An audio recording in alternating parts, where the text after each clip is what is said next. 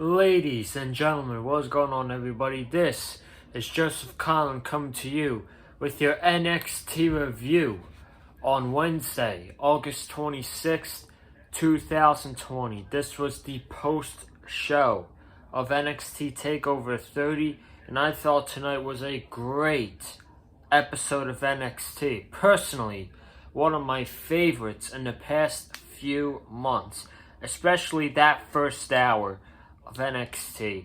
That was fantastic. That first hour was amazing, which I believe ended off with the William Regal announcement for the NXT Championship. That first hour of NXT was fantastic from up to bottom. Awesome stuff right there. But as for the review tonight, I'm going to try to hurry it up a little bit because I got to tell you, man, I'm absolutely exhausted. I had a long day today. I had work in the morning, then I had to go home, and then I had other activities. I got back to sports, and then I had to drive all the way down here tonight so that I could go to work in the morning. Then I have to drive home, go to practice again, and watch AEW. So the next two nights, I'm gonna be exhausted. So we're gonna try to keep this down to at least 25 to 30 minutes. Try not to go over 30 minutes. So let's get started. If you guys haven't already, make sure you check out my past couple reviews here on the channel. You're really gonna want to check them out. We got the NXT TakeOver 30 review, AEW review, SummerSlam review, almost at 100 views. I believe that's at 99 views. And then the Raw review, which did a great number. It did 140 views. I guess a lot of people had interest in what I thought on the Thunderdome. So I got 140 views. So if you haven't already, make sure to go check those videos out. I'd appreciate it. Oh, trying to catch my breath. And let's start with the NXT review. So, we all knew this was going to happen. Karrion Kross came out first. He was wearing a sling on his arm. And he had to relinquish the NXT Championship. I didn't take notes on what he said on his promo. But he said, this is not the final chapter. This is still just the beginning. This is a warning for whoever has this championship. When I get back, I'm coming, and you will still fall and pray. Then there were fall and pray chants. The NXT championship was in the smoke, and Karrion Kross walked off, relinquished the NXT championship, and it sucks to be Karrion Kross right now, knowing that you worked your ass off for 4 months.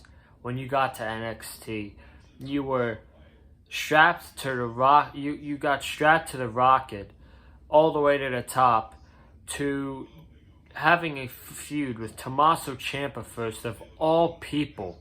Tommaso Ciampa, who is the face of NXT, and then going right into a feud with Keith Lee for the NXT championship, winning that championship, and then having a separated shoulder.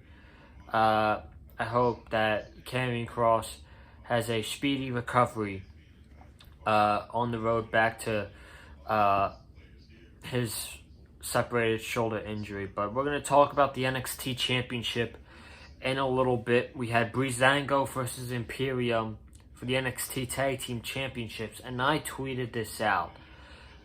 The NXT Tag Team division is lacking very much. You can clearly tell the past couple weeks. But when you put two good tag teams in the same ring, like Imperium and Brie Zango, and you give them 20 plus minutes, they're going to give you a great tag team championship match. This match was great. I enjoyed it. I don't remember the last time I actually enjoyed a tag team match that was in NXT.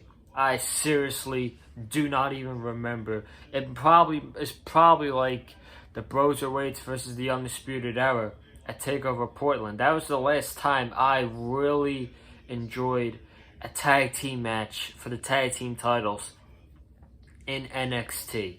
This match was great.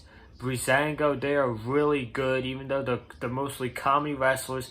When they need to get serious and they have their game faces on and they can get serious, boy, they can get serious. Imperium, we know how great Marcel Bartel is. Fabian Eichner is really good as well. And these two teams, they just have great chemistry together. They had a very good match the first time around for the tag team titles. And this match was even better. This match, honestly, was even better. So then, at the end, Imperium were going for the double dropkick. Fandango moved, and Bartel accidentally dropkicked Eichner. So Bartel gets Eichner in the ring. He makes the tag.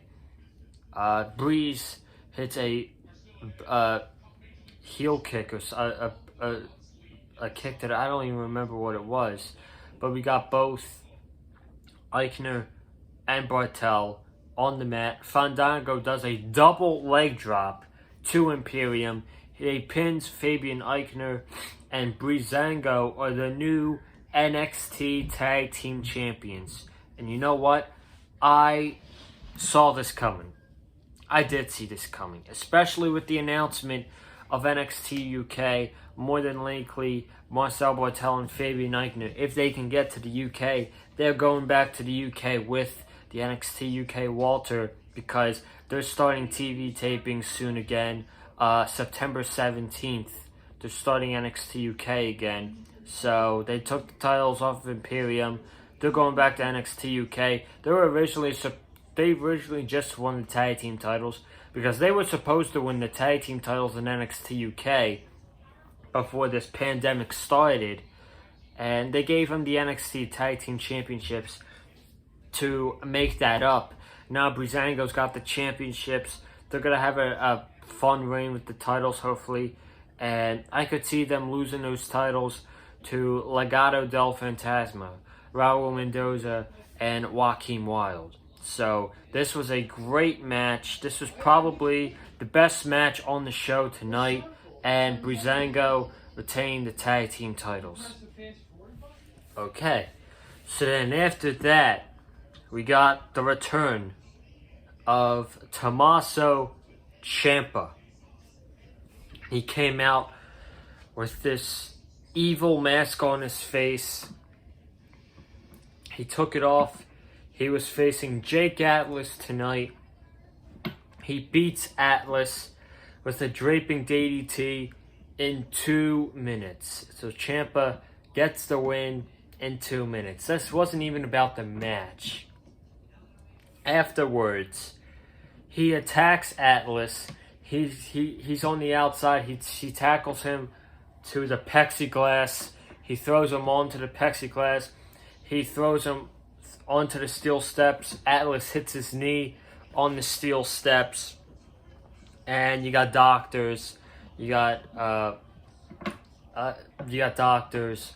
All of them down there helping out Jake Atlas. Ciampa then drags Atlas over to the ring canvas, and he peels off the NXT apron. Atlas part of his head is under the ring. Ciampa lets it go. Ciampa then brings him back, and he swings Atlas right to the metal part of the ring underneath. That looked absolutely brutal. They threw up the X, making it seem legit. They put him on the stretcher. Ciampa was just sitting there, acting like an absolute dick. Then he gets the doctor's array. He has Atlas, and he gives him a draping DDT off the stretcher, and Atlas sold this like a beast. This was fantastic. This was amazing. Brilliant. So many words you can say about this. I never want to see Tommaso Ciampa turn babyface ever again. He is a perfect heel character. He gets so much heel heat. Leave him as a heel for now on, please. This Tommaso Ciampa, I remember, made me fall in love with NXT so many years ago, back in 2018, and the feud with Johnny Gargano. This Tommaso Ciampa made me fall with NXT, and it was probably the reason why 2018 was the best year that NXT ever had, was because of the heel work Tommaso Ciampa got, and the FU Ciampa chants at New Orleans, and the asshole chants in New Orleans. Freaking great stuff. This Ciampa is the Ciampa that was the best heel of the entire decade from 2010 to 2019. If we see more of Ciampa like this on NXT TV, doing these brutal attacks and cutting badass promos like he did in 2018, man, people are debating on who's the best heel between Orton and MJF. They're going to have to put Tommaso Ciampa back in that conversation right there. Because back in 2018, it wasn't even close. Tommaso Ciampa was the best heel in 2018. I'm so glad that the Psycho Killer is back in NXT. Shotzi Blackheart versus Mia Yim. This was really a nothing match. 6 minutes. Shotzi wins with a cannonball drop. What the hell's her finisher? A cannonball drop, I think. I don't even remember. She beats Mia Yim in six minutes. That's the thing. I saw a picture. Speaking of Mia Yim, we might as well talk about this. Then we'll talk about another thing before the William Regal announcement. There was some speculation on Twitter of who the members of Retribution and what the members looked like, the 6 members from Raw on Monday, and people were identifying who the members were. And there were 2 big dudes. One was white and the other was black. One was identified as Dominik Dijakovic. We don't actually know if it's him, but more than likely it could be him. The other person was Dio Madden, which is interesting. And then the woman second to the left was Mia Yim. So it looks like Mia Yim could be making her way to the main roster. And then probably in the next couple weeks, I would hope that Retribution reveals himself on Payback this coming Sunday. I feel like if you don't reveal Retribution on Payback Sunday this week, I feel like you made Retribution a complete waste of time, and you've already made it a failure before you announced it, before they unmasked themselves. But a little bit off track there. It's okay. We're going to talk about Payback Saturday, so tune into the channel for that. And we got William Regal coming up. He said, we made a decision about the NXT Championship and knowing Karrion Kross. We wish him a speedy recovery, and we know once he is healed, he will be back for the NXT Championship. So basically, what William Regal just told you right there, and what I tweeted out earlier, and what I saw other people tweeting out, is whoever wins this NXT Championship match next week, which I'll get to in a little bit, whoever wins this match next week is going to have a little reign for a while. I expect Kross is going to be out for a couple months. That person will still be the NXT champion.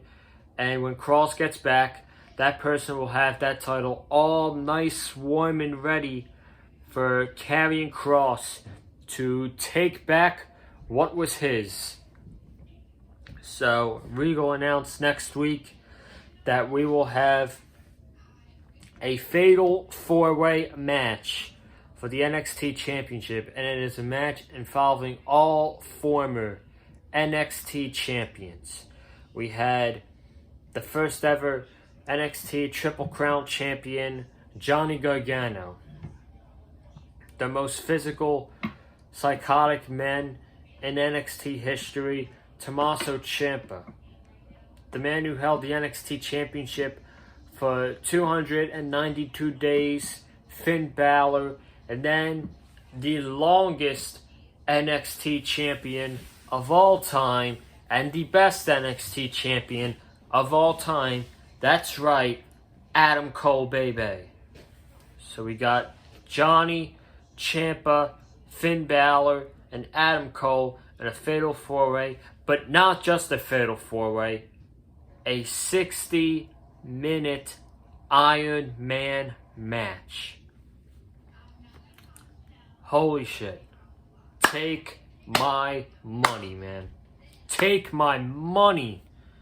That's got a classic written all over it. And I believe all four of those wrestlers can go over 60 minutes. We all know that Johnny Wrestling is capable of putting on a 60-minute classic. Tommaso Ciampa is capable of it. Finn Balor is capable of it. And so is Adam Cole. He's very capable of it. And you got four of those guys, four of the best in the world, not just in NXT, but four of the best wrestlers in the world going for the NXT Championship.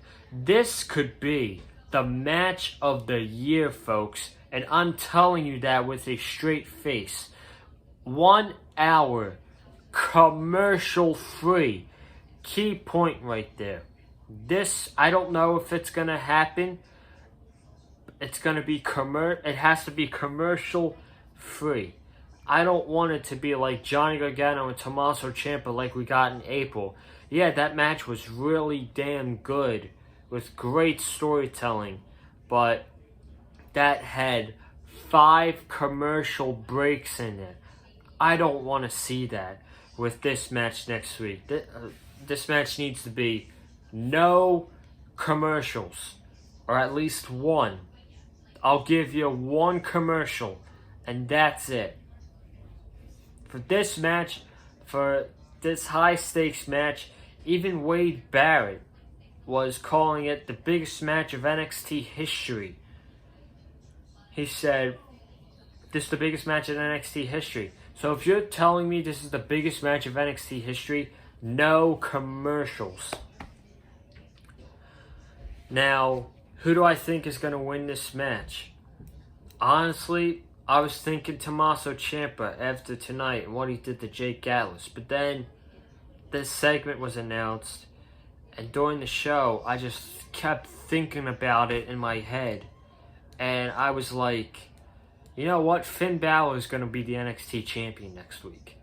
Because the story of Finn Balor the story of Finn Balor becoming the NXT champion with Cross relinquishing it writes itself. Finn Balor had to relinquish the Universal Championship the show after SummerSlam because of a separated shoulder.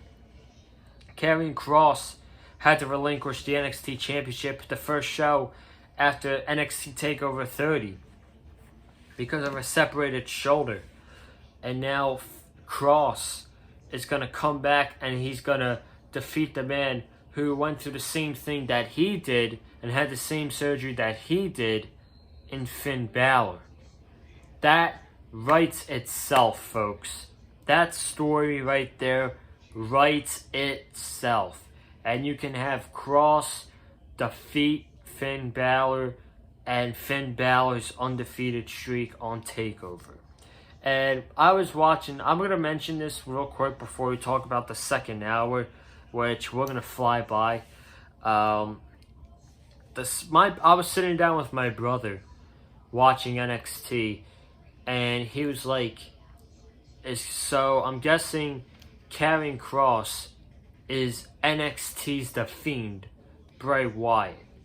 Because if you want to think about it, Tommaso Ciampa faced Karrion Kross before he went on this break, and Tommaso Ciampa is now the Psycho Killer because of what happened with him and Karrion Kross. If you want to bring it in this way, same thing happened to Keith Lee. Keith Lee lost the NXT Championship to Karrion Kross on Saturday night last week. Keith Lee showed up on Raw this Monday. He was a completely different person. Now, you might not put it in that way, but I'm just telling you what my brother said. So I wanted to bring that up on the channel here tonight. But as for a prediction for the Fatal 4-Way, I'm going with Finn Balor to win this match. Finn Balor right here. I want to know your prediction in the comments below. Leave your predictions in the comments. Who's going to win the Fatal 4-Way next week? Man, we got that match. The last Dynamite before All Out and All Out. Woo! Wow. First of all, my voice cracked while I was trying to give the woo. Woo! That's going to be a hell of a week next week. Alright, let's fly through this second hour.